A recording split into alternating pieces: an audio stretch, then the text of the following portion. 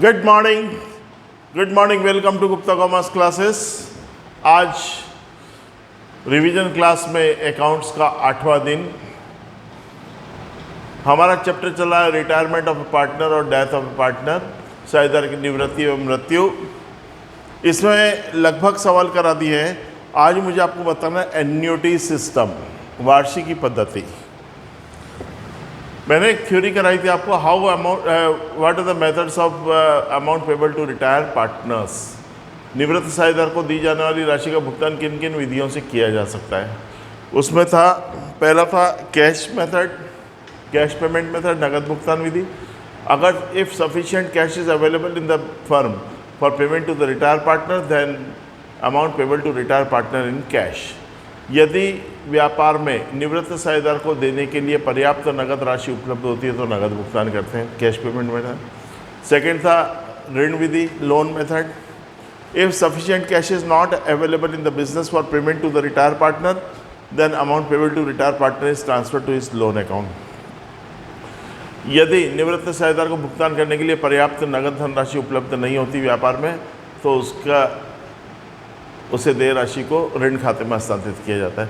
तीसरा था annuity method, वार्षिकी पद्धति। सबसे बेहतरीन मेथड है, सुन लीजिए एन्युटी मेथड। आज उसी के सवाल करेंगे हम। Amount payable to retire partner may be made through annuity system. निवृत्त साझेदार को देय राशि का भुगतान वार्षिकी पद्धति से भी किया जा सकता है। इन दिस मेथड, इस विधि में amount payable to retire partner is transfer to a separate account. इस विधि में निवृत्त साझेदार को देय राशि एक अलग से खाते में हस्तांतरित की जाती है। ठीक है, amount payable to retire partner is transfer to a separate account. निवृत्त साझेदार को देय राशि अलग से खाते में हस्तांतरित की जाती है। On which a certain rate of interest is also credited, जिस पर एक निश्चित दर से ब्याज भी जमा किया जाता है। Every year on a certain date, a certain amount is provided to the receiver till the date of his death. प्रति वर्ष एक निश्चित तिथि को एक निश्चित धनराशि प्राप्तकर्ता को उसकी मृत्यु की तिथि तक दी जाती है। After the death of receiver, प्राप्तकर्ता की मृत्यु के पश्चात, the balance of that account is shared by remaining partners in their ratio. प्राप्तकर्ता की मृत्यु के पश्चात इस खाते के शेष को शेष साझेदारों द्वारा अपने लाभ विभाजन अनुपात में बांट लिया जाता है। इस कॉल्ड एन्युटी सस्पेंस अकाउंट, उसे वार्षिकी उच्चंत खाता कहते हैं। ठीक है, देखते हैं एक सवाल के माध्यम से मैं बताने की कोशिश करूं। क्वेश्चन नंबर 3 to 32, प्रश्न क्रमांक 32 देख रहे हैं। 32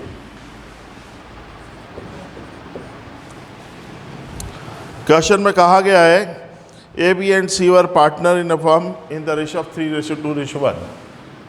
A, B, C 3, 2, 1 के अनुपात में साझेदार हैं। 3/6, 2/6, 1/6। ठीक है sir. Their capital on 1st of January 2012, A retired. 1 जनवरी 2012 को ए रिटायर हो जाता है। His share in the firm was valued at ₹40,000। उस दिन उसको देय राशि कितनी थी? 40,000। उसने कैपिटल अकाउंट बना लिया, सब कुछ कर दिया कि amount payable to retire partner is 40,000, 40,000। Okay, ठीक है। अब इन्होंने बोला है, according to partnership deed an annuity of 6,000 will be paid to him on 1st of January of the each year, and interest at the rate of 6% per annum will be paid on the balance. बेटा, साझेदारी समझौते के अनुसार, इसे वार्षिकी पद्धति के अनुसार प्रति वर्ष एक निश्चित तारीख को 6,000 का भुगतान किया जाएगा तथा बकाया राशि पर 6% वार्षिक की तरह से ब्याज भी जमा किया जाएगा। The first payment was made on 1st January 13। पहला भुगतान कब किया? 1 जनवरी 13। ये रिटायर कब हुआ? 1 जनवरी 12। मतलब जिस दिन रिटायर हुआ उस दिन उसको पैसा नहीं दिया, 1 साल बाद दिया। ठीक है, 1 साल तक पूरा पैसा उसका बिजनेस में रहा।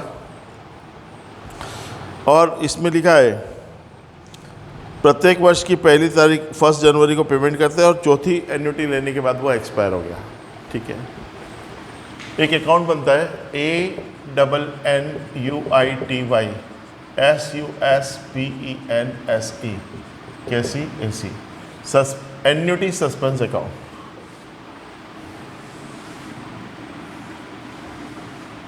वार्षिकी उच्चंत खाता।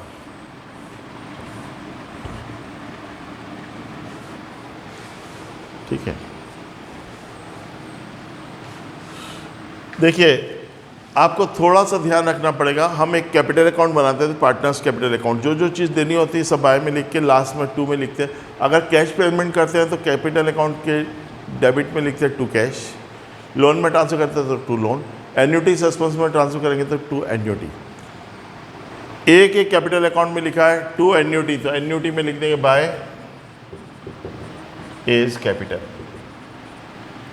कितने रुपए देने थे? 40,000। कब? 1/1/12 को। 1 जनवरी 2012 को रिटायर हुआ, उस दिन उसे 40,000 रुपये देने थे, लिखा है ना? ठीक। अब देखिए 1 जनवरी पहला पेमेंट कब किया इन्होंने? 1 जनवरी 13, 1 जनवरी 13, अभी तो 1 जनवरी 12 चल रहा है। पूरे साल हमारे पास पैसा रहा, 12 में हमने पेमेंट नहीं किया, 6% ब्याज लगाना है, लगा दो। 31/12/12 बाय इंटरेस्ट 6%। देखिए 6% निकालेंगे किसका? पूरे 40,000 हमारे पास रहे, 40,000 का 6%, 2400, 2400। ये लिख दिया मैंने 2400, 42,400।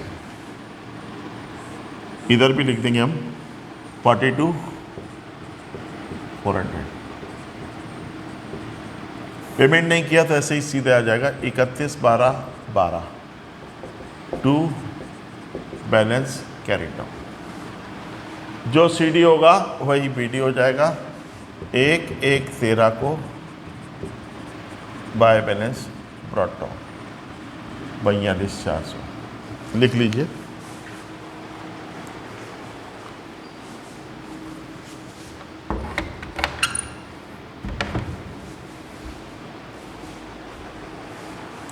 उतार लिया।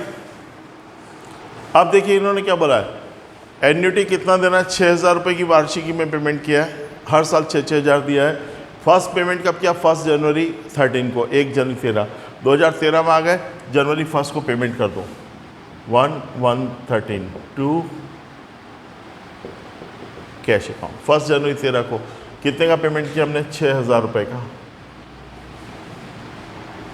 साथियों बहुत सीधी सी बात है, 42,400 रुपये का बैलेंस था 1 जनवरी को, और 1 जनवरी को हमने 6,000 दे दिया। बच कितना गया? 36,400, 36,400। अब जो इंटरेस्ट मिलेगा वो किस में मिलेगा? 36,400 पर। कितना परसेंट? 6% निकाल लेते हैं, 6%। 36,400 इंटू 6/100, 6 चौक 24 का 4 हासिल 2, 6 छंग 36 और 2 38 का 8 हासिल 3, 6 3 18 3 21, 2184। यहाँ 31 दिसंबर को लिख लेंगे 31/12/13 बाय इंटरेस्ट 6%, 2184। वर्किंग नोट बनाना जरूरी है आपको आपकी कॉपी में, जिससे आपको मालूम पड़ेगा कि आपने कहाँ से अमाउंट लाए, कैसे लाए। ठीक है सर। अब और कुछ नहीं है तो टोटल करके डिफरेंस निकाल दो, बैलेंस आ जाएगा 4,8,5,4,4 44,584 44,584। यहाँ पे 31/12/13 को लिख देंगे टू बैलेंस कैरिड डाउन। 44 में 6 गए 38, 38,584, 38,584। ठीक है, जो CD होगा वही BD हो जाएगा। 1/1/14 बाय बैलेंस BD 38,584। पूरा एक जैसा करते रहेंगे, कहीं से कहीं तक कोई दिक्कत वाली बात नहीं है। अगर आपको 11th का कुछ ध्यान आ रहा हो तो डेप्रीशिएशन जैसे करते थे वैसा है। अब अगले साल फिर वापस उसको 6000 देंगे 1 जनवरी को, लिख दो।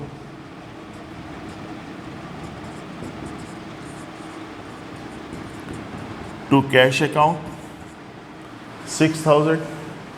साथियों 38,584 पड़ा था, 38,584 माइनस 6000 दे दिया तो बच गया 32,584, 32,584, इसका 6%, 32,584 इंटू 6/100 कर देंगे। 6 का गुणा कर दो, 6 चौक 24 का 4 हासिल 2, 6 8 48 और 2 50 की 0 हासिल 5, 6 5 30 और 5 35 का 5 हासिल 3, 6 दूना 12 और 3 15 का 5 हासिल 1, 6 3 18 और 1 19/100।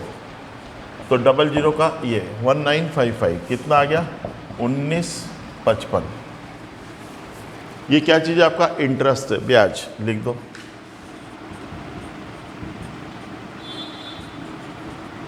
Bye interest 6%, 1955। बाकी बैलेंस निकाल देंगे हम। 31 12 14 टू बैलेंस कैरी डाउन।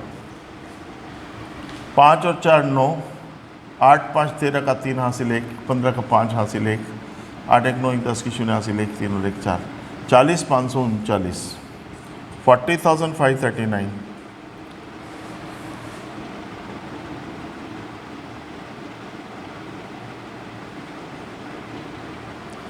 अब 40,000 में से 6,000 गए तो 34,539, 34,539। साथियों अभी तक कितनी बार पेमेंट हुआ है? 2 कैश 1, 2 कैश 2। प्रश्न में लिखा है 4 एन्युटी लेने के बाद आफ्टर रिसीविंग 4 एन्युटी ए डाइड, ए की मृत्यु हो जाती है। देखेंगे हम।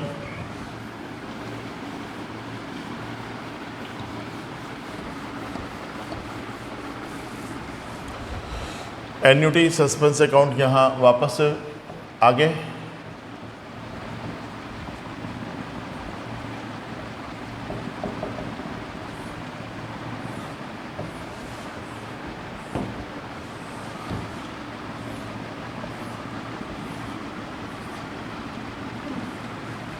बराबर सर? Yes sir. अब देखिए जो सीडी होगा वो बीडी। 31 12 14 के बाद आता है 1,115 बाय बैलेंस ब्रॉट डाउन, कितना? 34,539, 34,539।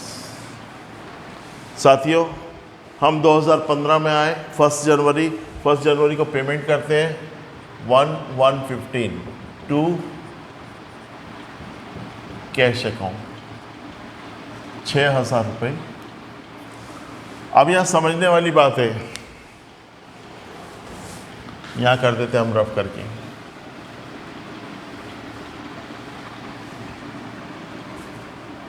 साथियों 34,539 था, माइनस 6,000 दे दिया, 28,539 बचा। 6% निकालेंगे, 6% किसका? 28,539 इंटू 6/100।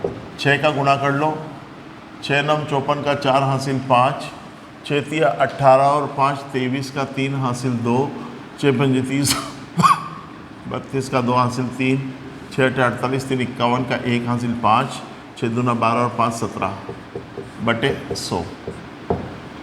1712 1712 1712। ये क्या आ गया आपका? इंटरेस्ट आ गया, ब्याज आ गया। ब्याज कब मिलता है? ईयर एंडिंग में 31 12 15 को बाय इंटरेस्ट 6%, 1712 निकाल के बताया आपको 1712। बाकी बैलेंस निकाल दीजिए 31 12 15 को टू बैलेंस कैरी डाउन।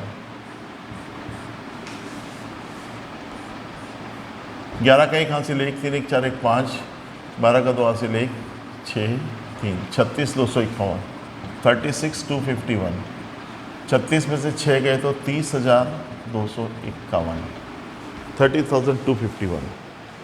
जो CD होगा वही BD होगा, 1116 बाय बैलेंस ब्रॉट डाउन 30,251, 30,251। ठीक है साथियों, ये सवाल करते समय हमें इस बात का ध्यान रखना पड़ता है कि डेथ कब हुई रिसीवर की, प्राप्तकर्ता की मृत्यु कब हुई। इस वाले सवाल लिखा after receiving the 4th annuity, चौथी वार्षिकी मिलने के बाद उसकी डेथ हुई। तो मिलना मतलब 2 कैश लिखा हमने, 2 कैश 1, 2 कैश 2, 2 कैश 3, 3 बार मिल गया। अब चौथी बार पैसा मिलने वाला है, इंतज़ार की घड़ियां समाप्त होती है। 1 जनवरी को 1116 को पैसा दे दो, 2 कैश अकाउंट 6000। ये हमने 4th एन्युटी दिया है, चौथी वार्षिकी, और प्रश्न में लिखा है कि चौथी वार्षिकी मिलने के बाद उसकी मृत्यु हो जाती है, डेथ हो जाती है। तो आपको मैंने अभी थ्योरी में बताया था, after the death of receiver the balance of that account is shared by remaining partners in their ratio. प्राप्तकर्ता की मृत्यु के पश्चात इस खाते के शेष को शेष साझेदारों द्वारा अनुपात में बांट लिया जाता है अपने। तो बेटा 1 तारीख को मरा, अपन मान लेते दिया, 2 तारीख मान लेते हैं, ये मन से कुछ भी मान सकते हैं। अब डेथ किसकी हुई, A की, तो बटेगा किसमें, B और C में। तो 2B इज कैपिटल और 2C इज कैपिटल, और ये अकाउंट यहाँ हो जाएगा क्लोज। साथियों 30,251 था, रफ में कर रहा हूँ, 30,251 माइनस 6 तो ले गया, बचा क्या 24,251। ये 24,251 रुपये A और B में बटेंगे, किस में, इनके रेशो में, है ना। देखिए रेशो क्या दे रखा आपको, 3-2-1 दे रखा था, 2:1, 2:1। बेटा 2:1 बोले तो 2 और 1 3, 2 और 1 3, 3 से काट दो, 3 × 24, नहीं भी कटता तो आप तो ऐसा करो, मत काटो। ए तो गया, बी को क्या मिलेगा, 24,251 × 2/3। सी को क्या मिलेगा, 24,251 × 1/3। निकाल सकते हो ना, कैलकुलेशन करना है। 2 का गुणा किया, 24 दूना 48,502, 48,502 डिवाइडेड बाय 3, 24,251/3 डिवाइड कर लीजिए। 3 से काटेंगे इसको, 3 एकम 3, 1 3 × 18, 3 एकम 3, 3 × 18 2, 3 7 21, 16,167, 16,167। इसका देखते हैं, 3 से काटेंगे, 3 × 24 0, 3 × 24 1, 3 3 9, 2 3 7 21, मतलब 8084। साथियों क्या क्या देंगे देखते हैं हम, 16,167, इसमें लिखते हैं 16,167, और इसका आ जाएगा 8084। 3 के बाद पॉइंट के बाद 7 है, आधे से ज़्यादा है तो 1 बढ़ा दिया, ठीक। टोटल देख लीजिए, ये आ जाएगा 11 का 1 हासिल 1, 15 का 5 हासिल 1, 1 और 1 2, 6 6 12 8 20 की 0 हासिल 2 और 1 3, 30,251, 30,251। ठीक है, ये बेटा हमने पूरा आपको एन्युटी सस्पेंस अकाउंट वार्षिकी उच्चतम खाता बनाकर बताया। सरल है, आसान है, ऐसा कोई विशेष वो नहीं है इसमें।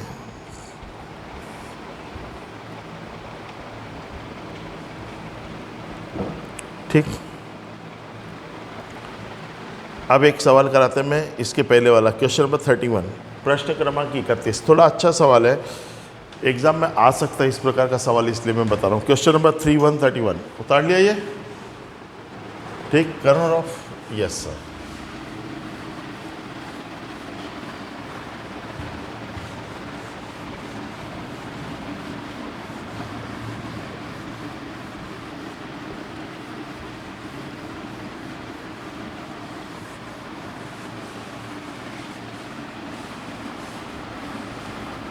यस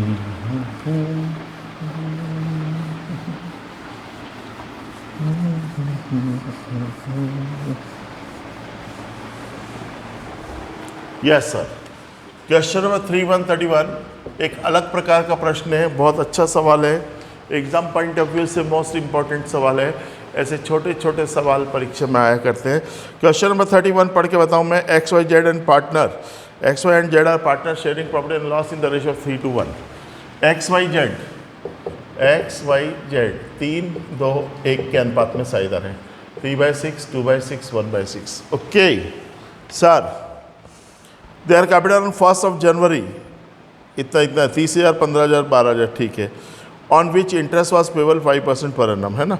लास्ट में आप तो पढ़ लो क्या बनाना है। प्रिपेयर जेड्स कैपिटल अकाउंट, क्या बनाना में? प्रिपेयर जेड्स कैपिटल अकाउंट, केवल जेड का कैपिटल अकाउंट बनाना है। हमारे पिताजी का क्या, अच्छा है, लिख देंगे हम जेड्स कैपिटल अकाउंट। पूरा सवाल ना पूछते हुए खाली पर्टिकुलर बंदे का जो एक्सपायर हुआ है उसका अभी पूरा पढ़ेंगे सवाल, बता दूंगा मैं। जेड्स कैपिटल अकाउंट बनाना है। आप चाहो तो डेट पर्टिकुलर अमाउंट वाले कॉलम खींच सकते हो। मैंने पर्टिकुलर अमाउंट खींचा है। देखिए इसने दिया है, पूरा सवाल पढ़ दूं। एक्स वाई जेड 3, 2, 1 या 1/2, 1/3, 1/6 दोनों का मतलब एक ही होता है, 3:1, है ना। Their capital on 1st January was 30,000, 15,000 and 12। उनकी पूंजी थी 30,000, 15,000 और 12,000 1 जनवरी को। On which interest was payable at the rate of 5% per annum, जिस पर 5% वार्षिक की दर से ब्याज दिया जा रहा था, ठीक है। No interest is charge on drawings, आहरण पर किसी भी प्रकार का कोई ब्याज नहीं लगाया जाएगा। Each of them get salary ₹1,000 per annum, प्रत्येक को 1,000 रुपये प्रतिवर्ष वेतन मिलता है, ठीक है। In the case of death of a partner, साझेदार की मृत्यु की दशा में, is to be valued the average goodwill is to be valued at the average of preceding 3 years profit.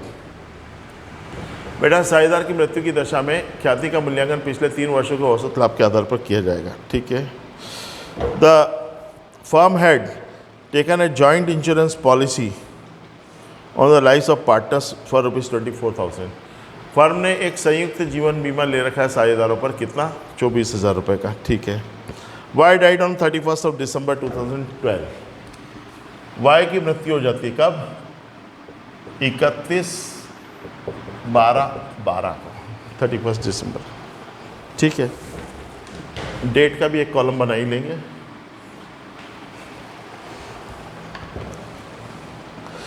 अब ये क्या कहा गया इसमें देखना। ही विड्रॉ ₹4,200 इन द ईयर 2012। उसने वर्ष में 4,200 रुपये निकाले। The profit in the preceding 3 year, 3 साल का प्रॉफिट दिया 1,200, 12,000, 15,000।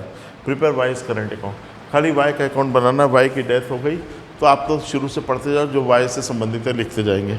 वाई की कैपिटल दे रखी है, कितनी दे रखी है? 15,000। तो सबसे पहले हम लिख देते हैं बाय बैलेंस BD। वाई की कैपिटल दी आपको 15,000, लिख दिया हमने। बाय बैलेंस ब्रॉट डाउन 15,000, 15,000 रुपये।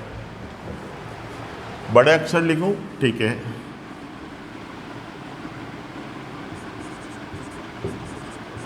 By balance BD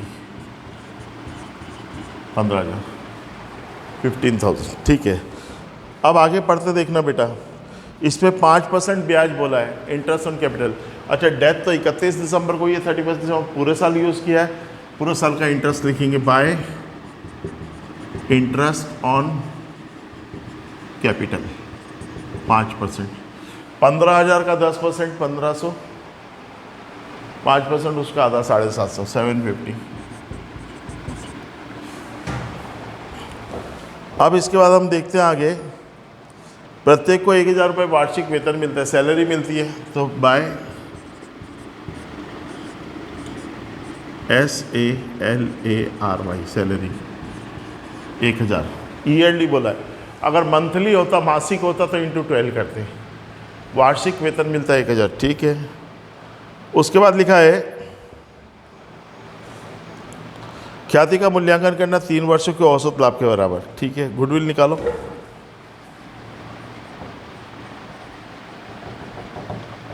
1200 plus 12,000 plus 15,000 divided by 3। कितने वर्ष क्रय नहीं बोला तो 1 ईयर परचेज मानते तो इंटू 1 बुक 1 लिखो नहीं लिखो एक ही बात है।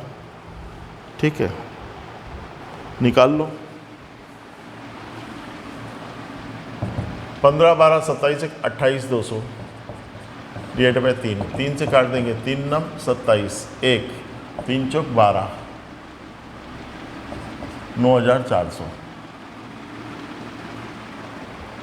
9,400। ये क्या आया पता है?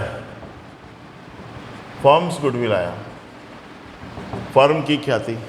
हमें किसकी ख्याति निकालनी है बेटा? वाई की। निकाल देते हैं, लिख देते हैं। वाइस प्रीमियम 9,400 इंटू वाई का हिस्सा क्या है? शेयर 2/6 2/6 2/6। 2 से काटा 6 को 3 3 से काट दिया 3 तिया 9 3 एकम 3 1 3 तिया 3,133 3,133.33 आ रहा था, वो छोड़ दिया। ये काय का पैसा है? Premium bye premium 3,133 3,133। उसके बाद देखिए क्या बोला है। संयुक्त जीवन बीमा जॉइंट लाइफ पॉलिसी थी 24,000 की, लिख दो बाय जॉइंट लाइफ। ये जॉइंट लाइफ पॉलिसी क्या होता पता है आपको? 3 पार्टनर थे, तीनों ने जॉइंट इंश्योरेंस कराया।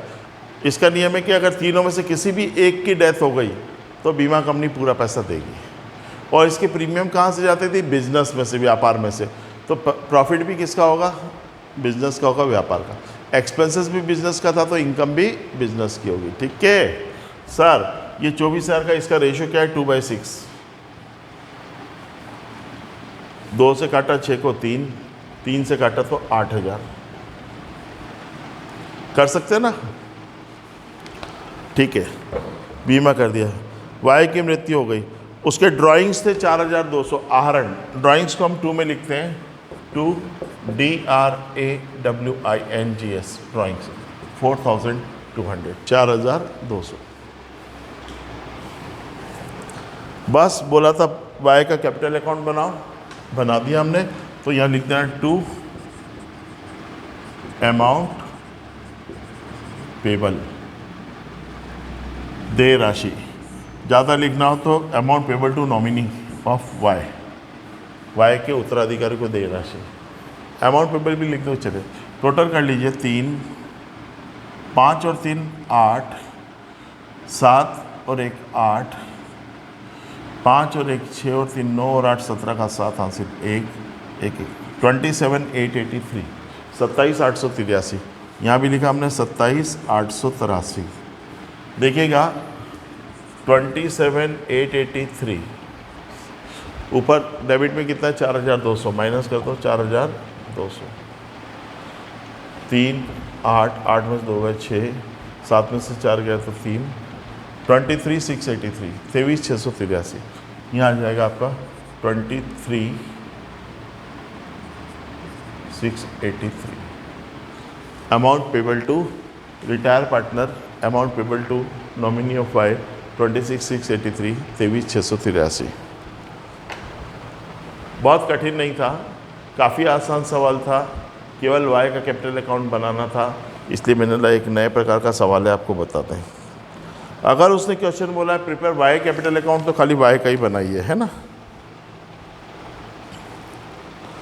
तो इस प्रकार से देखा जाए तो यहाँ पर आपके इस चैप्टर की भी समाप्ति होती है। किसकी? रिटायरमेंट और डेथ ऑफ ए पार्टनर। अच्छा, इसमें भी मैंने आपको रिटायरमेंट कराया, डेथ का तो एक भी सवाल नहीं कराया। एक सवाल डेथ का करा देता हूँ मैं। दोनों में कोई बहुत अंतर नहीं है, पर बहुत अंतर है। वो अंतर क्या? देखो, रिटायरमेंट जैसे लड़ाई झगड़ा हुआ, डिस्प्यूट हुआ कि नहीं जम रहा है, तो बोले वाह 2 महीने और निकाल ले, 31 मार्च को रिटायर हो जाना, 31 मार्च को या 31 दिसंबर को। रिटायरमेंट अपने हिसाब से होता है, अपनी डेट के हिसाब से होता है। और डेथ का जो डेट है वो ऊपर वाला तय करता है। वो ये नहीं देखता कि नहीं यार ये पार्टनर तो ईयर एंडिंग में। आपने देखा होगा अभी तक जितने भी सवाल किए सब साल के आखिरी में या साल के शुरू में गया, तो आपको कैलकुलेशन आसान हो रहा। पर डेथ मृत्यु कभी भी बीच में हो सकती है, साल के बीच में, तो प्रॉफिट वगैरह निकालने में थोड़ी सी समस्या आती है। देखते हैं, हालांकि आपका किताब वाला तो बेचारा बहुत समझदार व्यक्ति है। क्वेश्चन नंबर 35 देखिए, प्रश्न क्रमांक 35, रिटायरमेंट का सवाल है, मतलब डेथ का सवाल है, मृत्यु का। क्वेश्चन नंबर 35 राधा, सोहन और मदन करते हैं।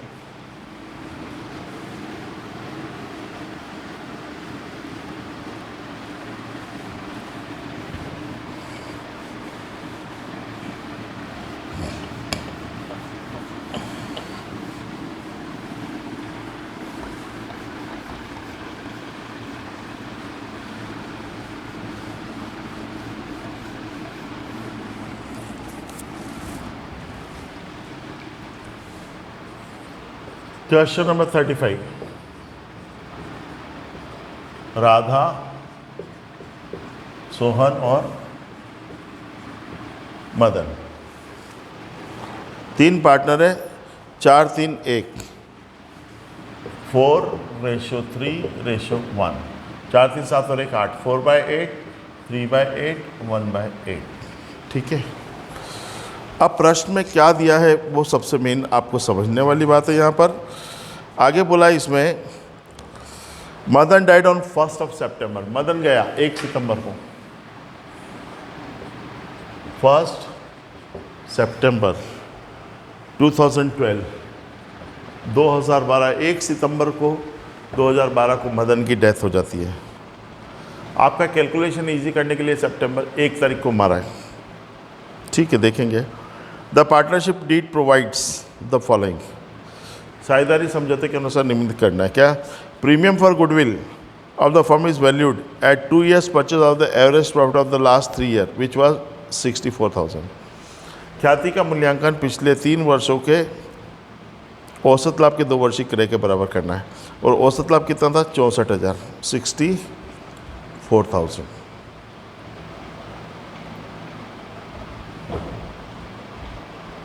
तो बेटा सबसे पहले मैं लिखता हूँ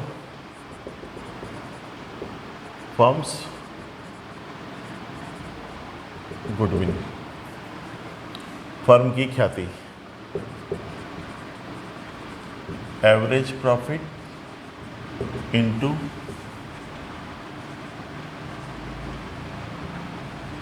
परचेजिंग ईयर। फर्म की ख्याति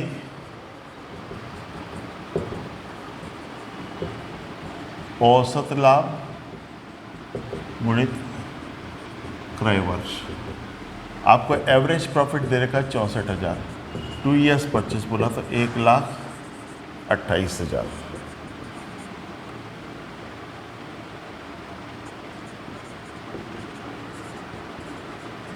ये फर्म की गुडविल है। हमें किसकी गुडविल निकालनी रहती है? जो पार्टनर रिटायर हुआ है। रिटायर कौन हुआ? मदन। मदन का हिस्सा कितना है? 1/8। यहाँ लिखते हैं मदन्स प्रीमियम 1,28,000 गुणित 1/8। 8 से काट दो, 8 एकम 8, 4 बचा 48, 8 छंग 48, 16,000, 16,000 आ गया मदन का प्रीमियम। मदन की प्रीमियम 16,000 रुपये। ठीक है, देखेंगे हम। बी पॉइंट बोला है Madan share of profit till the date of his death was to be calculated on the basis of the sales for the last sale। बेटा मदन का लाभ देना पड़ेगा। देखिए इस साल ये 1 सितंबर को मरा है। आपका ना profit and loss account is prepare at the end of the year. बेटा लाभ हानि खाता कब बनाते हैं हम? साल के अंत में। ये 1 सितंबर को मरा, मतलब इस साल उसने जनवरी, फरवरी, मार्च, अप्रैल, मई, जून, जुलाई, अगस्त, सितंबर, 5 और 4 9 महीने, ये सितंबर तक यानी अगस्त तक के 8 महीने काम किया, तो 8 मंथ का उसको प्रॉफिट भी देना पड़ेगा। अभी निकालेंगे। देखो प्रॉफिट कैसे निकलेगा? पिछले साल की सेल के आधार पे निकलेगा। इसमें दे रखा है इन्होंने, अच्छा सॉरी 8 मंथ नहीं, 31 मार्च है, ये देखना है on the base of sale of the last sale. अच्छा, sale of the year 31 March, year ended, साल कब खत्म हो रहा है? 31 मार्च को, 1.5 लाख रुपए, है ना। और दैट ऑफ अप्रैल टू 1 सितंबर कितनी थी? 90,000। तो अप्रैल से सितंबर तक का सेल था, मैंने लिखा सेल अप्रैल टू सितंबर 90,000। अप्रैल से सितंबर में 90,000 की सेल थी, इसने अप्रैल से 1 सितंबर तक काम किया है, 1 अप्रैल टू 1 सितंबर, है ना। तो 90,000 के हिसाब से इसको मिलेगा। अब कैसे मिलेगा वो चीज़ मैं आपको बताऊं। बेटा 1.5 लाख का सेल था, तो इसका प्रॉफिट कितना दिया था? 50,000। यह निकाल देता हूँ, सेल्स प्रॉफिट, 1.5 लाख का सेल तो प्रॉफिट 50,000। यहाँ पे सितंबर तक सेल कितना है? 90,000। तो प्रॉफिट कितना होगा नहीं पता, एक्स कैसे निकालेंगे? 1,50,000 एक्स बराबर 90,000 इंटू 50,000। तो x बराबर होगा 90,000 गुणित 50,000 बटे 1.5 लाख। ठीक, 4 जीरो से 4 जीरो काट देंगे, 5 से काटेंगे 3, 3 से काट देंगे 30,000।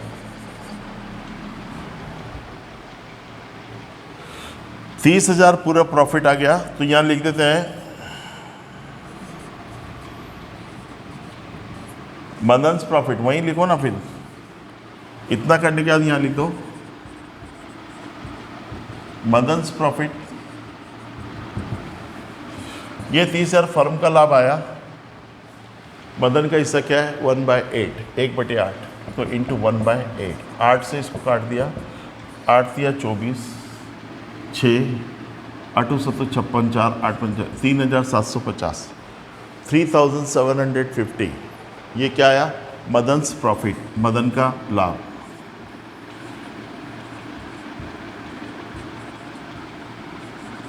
देना पड़ेगा ना, मरेगा कौन रखे भाई। C interest on capital was 10% per annum, अभी देखेंगे। अकॉर्डिंग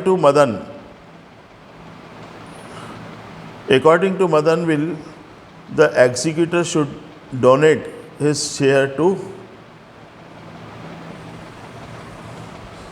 मात्र छाया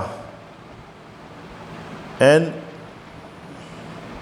ओपन जॉब फॉर गर्ल्स। ये इसने दिया है कि ये पैसा मदन की वसीयत के अनुसार उसके एग्जीक्यूटिव द्वारा मदन के भाग की राशि लड़कियों के अनाथालय मात्र छाया। वो तो बात की बात है, अपने को तो ये अमाउंट निकालना है। क्या बोला? Prepare Madan's capital account to be rendered to his executor. खाली मदन्स कैपिटल अकाउंट बनाना, इसे मदन का पूंजी खाता। आपको मालूम पड़ा उसको प्रीमियम की राशि कितनी मिलेगी? मदन की प्रीमियम आई है 16,000, मदन का प्रॉफिट आया 3,750। ये याद रखना, मैं बना रहा हूँ Madan's capital account.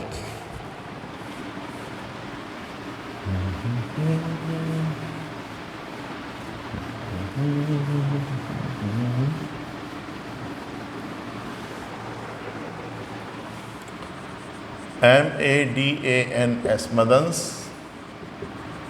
Capital account, Madan का पूंजी खाता। देखिए क्या क्या चीज़ें देंगे, उसकी कैपिटल तो होगी पूंजी, बैलेंस शीट में दिया है, देखो मदन की कैपिटल कितनी है? 75,000। 2 में दिया है तो कहाँ जाएगा? बाय में, बाय बैलेंस BD 75,000। और बैलेंस शीट में रिजर्व फंड दिया है, जनरल रिजर्व दिया 65,000।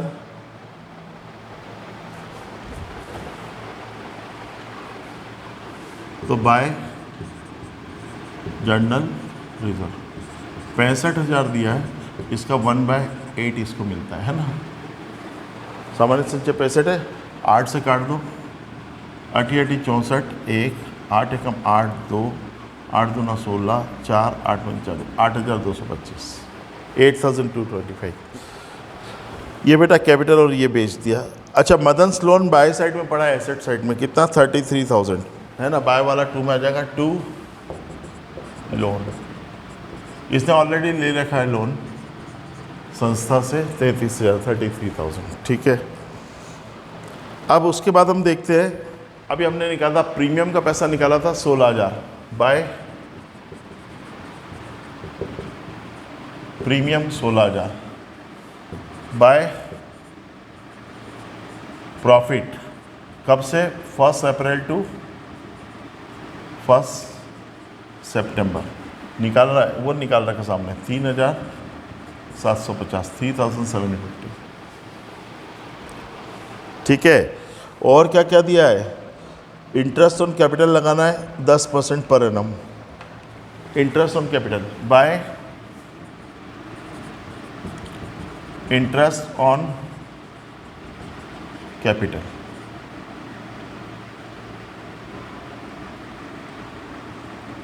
कैपिटल कितनी है उसकी 75,000, 75,000 का 10%, कितने महीने का खास ये है बेटा, साल कब खत्म हो रहा है, मार्च में, तो अप्रैल से शुरू हुआ, अप्रैल मई जून जुलाई अगस्त 5 महीने का मिलेगा। 1 सितंबर को तो एक्सपायर हो गया वो, 5 महीने, 0,0,0,0 यहाँ कर देता हूँ, 75,000 इंटू 10% है ना, 10/100 इंटू कितने महीने का, 5/12, ये करते तो क्या आएगा, 0,0,0,0, 12 से इसको काटा, 12 पंजे 60, 12 छंग 72, बचे कितने 3, 30 हो गया, 12 दूना 24, 6 बचा 60, 12 पंजे 60, 625 गुणित 5, 625 इंटू 5, 3,125, 3,125, 3,125 रुपये इंटरेस्ट ऑन कैपिटल, पूंजी पर ब्याज। अब एक बार देख लेते हैं, देखिए पॉइंट नंबर फर्स्ट, हमने सवाल से बैलेंस शीट में से कैपिटल और रिजर्व दे दिया। अब नीचे जो एडजस्टमेंट पॉइंट गुडविल का बोला कर लिया हमने, तीसरा प्रॉफिट का बोला बी पॉइंट कर लिया, इंटरेस्ट ऑन कैपिटल सी में बोला वो कर लिया, बस amount payable to executive of Madan, two amount payable to nominee of Madan, executive भी बोल सकते हैं, उत्तराधिकारी। टोटल कर लीजिए, 5 5 10 की शून्य हासिल 1, 1 और 2 3 और 5 8 और 2 10 की शून्य हासिल 1, 1 और 1 2 और 7 9 और 1 10 की शून्य हासिल 1, 5 और 1 6 और 8 14 और 6 20 3 23 3 26 का 6 हासिल 2, 2 और 7 9 और 1 10, 1,06,000 रुपये, 1,06,000 में से 33,000 माइनस हो जाएंगे।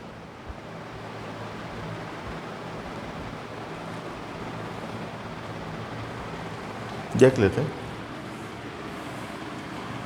1,06,000 में से डेबिट में 33,000 है, ये माइनस 0,0,0,6 में से 3 गए 3 10, 73,000, यह अमाउंट आ जाएगा 73,000, 1,06,000, 1,06,000 रुपये। साथियों, ये मैंने आपको डेथ ऑफ ए पार्टनर साझेदार की मृत्यु का सवाल कराया है, उसमें साफ लिखा था कि उसकी डेथ कब हुई, 1 सितंबर, नंबर 1। नंबर 2, अकाउंट कब क्लोज होते हैं, 31 मार्च को। ये कैसे मालूम पड़ा, क्योंकि आपको प्रॉफिट दे रखा है, प्रॉफिट दिया है 31 मार्च को, 31 मार्च को सेल भी दिया 31 मार्च तक का, इसका मतलब ईयर एंडिंग कब है, 31 मार्च, उसके हिसाब से देखना है। तो साल शुरू है अप्रैल से मार्च, तो पूरा अप्रैल मई जून जुलाई अगस्त, 1 सितंबर को तो एक्सपायर हो गया, तो एक्सपायर होने के पहले उसने इस साल चालू वर्ष में करंट ईयर में कितने महीने काम किया, 5 मंथ, तो 5 महीने का ही हम क्या करेंगे, उसको इंटरेस्ट ऑन कैपिटल देंगे, 5 महीने का ही प्रॉफिट निकाल के देंगे, ठीक है। और प्रीमियम तो पूरा मिलेगा ही उसको, बाकी रिजर्व फंड की पूरी राशि मिलेगी। रिजर्व फंड की 5 महीने की क्यों नहीं दी बेटा, रिजर्व फंड कब है, 31 मार्च 2012, पिछले साल का है, और ये तो 1 सितंबर 12 को मरा, तो लास्ट ईयर तक का तो रिजर्व उसको सारा मिलना ही मिलना है, ठीक है। तो इस प्रकार से ये भी हमने सवाल की समाप्ति की, और कायदे से देखा जाए तो यहाँ पर आपका retirement and death of a partner, साझेदार की निवृत्ति तथा मृत्यु, ये चैप्टर भी हमने यहाँ पर पूरा किया। साथियों, आप लोग समझ रहे होंगे, यदि आप डेली सवाल घर पे कर रहे हैं तो मेरी गारंटी कि 15 दिन में वापस से पूरे कोर्स का सम्स का रिवीजन हो जाता है। आज देखिए, आज हमारा कौन सा 8वां दिन पूरा हुआ और यहाँ देखिए तो हमारे 6 चैप्टर पूरे हो गए 12 में से। समझ रहे हो आपको बात को? 12 चैप्टर टोटल है, 12 में से 6 चैप्टर हमने 8 डेज़ में पूरे कर लिए, 6 चैप्टर 8 दिन में। बड़े बड़े चैप्टर्स भी थे इसमें, सारी चीज़ें आपके सामने, और बहुत तेज़ी से भागे नहीं हैं, सब चीज़ आपको बहुत व्यवस्थित रूप से समझाइए। आगे भी ऐसी क्लास चलती रहेगी, केवल चाहिए तो आपका ध्यान चाहिए कि आप पूरा 1 घंटे तक पहले क्लास अच्छी तरीके से समझें और उसके बाद में घर पर प्रैक्टिस क्वेश्चन जो मैंने सवाल छोड़े हैं बीच में वो घर पे करें, तब जाकर आपको समझ में अच्छा आएगा। ठीक है, अब इसका मतलब ये हुआ, अभी हमने जो पढ़ा है रिटायरमेंट और डेथ ऑफ ए पार्टनर, साझेदार की निवृत्ति या मृत्यु। एक बार फिर वापस से रिपीट कर दूं हल्की सी थ्योरी। साझेदार की निवृत्ति किसको होते हैं? What do you mean by retirement of a partner? When A partner leave from the firm, जब कोई साझेदार फर्म छोड़कर चला जाता है, that is called retirement of a partner, तो उसे साझेदार की निवृत्ति कहते हैं। Cause of retirement of a partner, साझेदार की निवृत्ति के कारण बहुत सारे कारण होते हैं। There are various cause of retirement of a partner, साझेदार की निवृत्ति के कई कारण हैं। पॉइंट नंबर फर्स्ट क्या बताया मैंने? ओल्डन एज, सबसे बड़ा कारण, वृद्धावस्था, बुढ़ापा। सेकेंड, सीरियस डिसीज, गंभीर बीमारी, पैरालिसिस, कैंसर एसेट्रा। तीसरा, डिस्प्यूट, मतभेद।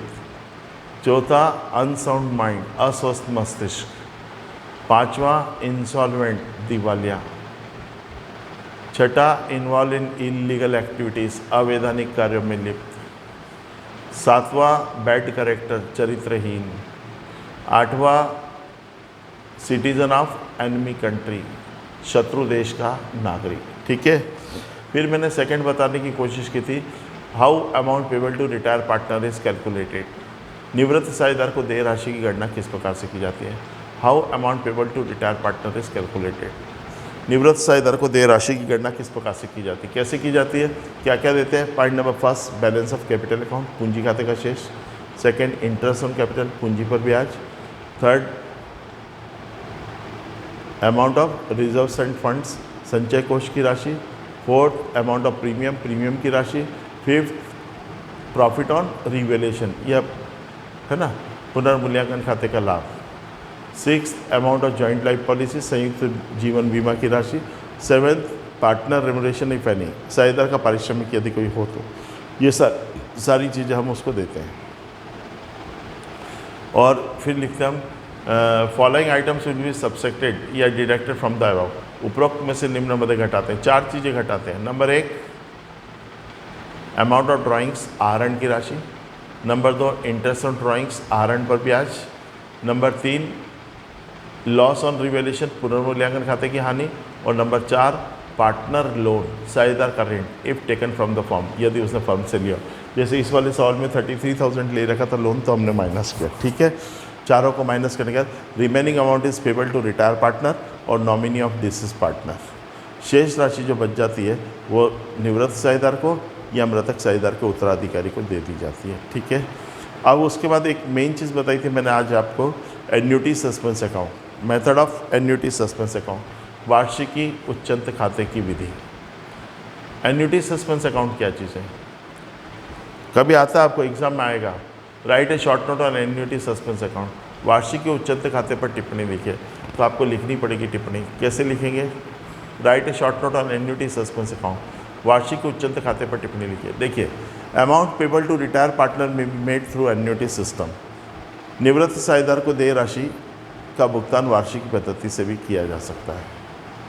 Amount payable to retire partner may be made through the annuity system, निवृत्त साझेदार को देय राशि का भुगतान वार्षिकी पद्धति से भी किया जा सकता है। इन दिस मेथड, इस विधि में amount payable to retire partner is transfer to a separate account, इस विधि में निवृत्त साझेदार को देय राशि एक अलग से खाते में हस्तांतरित की जाती है। On which a certain rate of interest is also credited, जिस पर एक निश्चित दर से ब्याज भी जमा किया जाता है। Every year, on a certain date, a certain amount is provided to the receiver till the date of his death. प्रति वर्ष एक निश्चित तारीख को एक निश्चित धनराशि प्राप्तकर्ता को उसकी मृत्यु की तिथि तक दी जाती है. After the death of receiver, प्राप्तकर्ता की मृत्यु के पश्चात, the balance of that account is shared by remaining partners in their ratio. प्राप्तकर्ता की मृत्यु के पश्चात इस खाते के शेष को शेष साझेदारों के द्वारा अपने लाभ विभाजन अनुपात में बांट लिया जाता है. क्या कहलाता है आपका? एन्युटी सस्पेंस अकाउंट, वार्षिकी उच्चंत खाता. ठीक है ना, बहुत कठिन नहीं है. ये सारी थ्योरी मैं पहले लिखवा चुका हूँ, इसलिए अभी इस क्लास में मैंने लिखवाई नहीं है. फिर भी एक बार रीड कर दिए, पढ़ दी है. कायदे से तो आपके ये सारे नोट्स बने हुए हैं. याद करना आपका काम है, मेरा काम केवल आपको मार्गदर्शन देना है, गाइड करना है, बताना है जो मैंने बता दिया. अगर आपने क्लास में ध्यान से सुन लो तो यहीं पर सारी चीज़ें आपको याद हो जाती है, ऐसा मेरा मानना है. ठीक है, तो आज नेक्स्ट चैप्टर शुरू करूं या कल से? चलो कोई बात नहीं, आज हम इतना ही करेंगे. कल से आपका नया चैप्टर शुरू होगा. नए चैप्टर का नाम होगा डिसॉल्यूशन ऑफ पार्टनरशिप फर्म, साझेदारी फर्म का समापन. ये हम करेंगे कल से. आज के लिए बस इतना ही. Have a nice day.